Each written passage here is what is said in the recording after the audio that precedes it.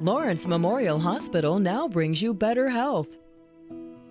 When we talk about an EGD, we're talking about an esophageal for your esophagus, gastro meaning stomach, and duodenoscopy. Duodenum is the very first part of the small intestine.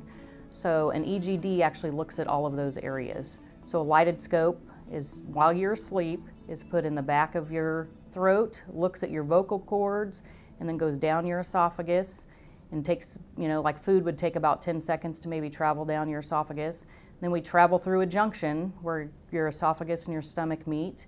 We look for things in that area like acid reflux, maybe ulcers, hiatal hernia, polyps, inflammation. And we go into the stomach where we might be looking for ulcers, stomach polyps and things like that. And then through the stomach, we actually check for a bacteria called H. pylori, which we check all patients for because it's can lead to some types of stomach cancers and is probably responsible for probably 90% of gastric ulcers.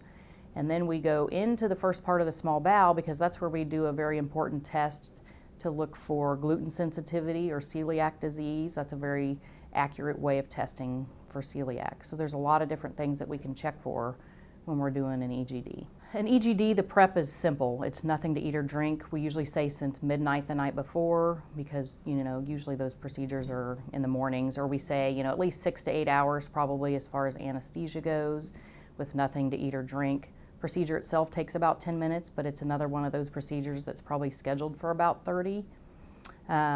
Sometimes people might have a little bit of throat irritation, but the symptoms that you might have as related to having an EGD are really pretty minimal, and there's not a lot of, pain or anything afterwards.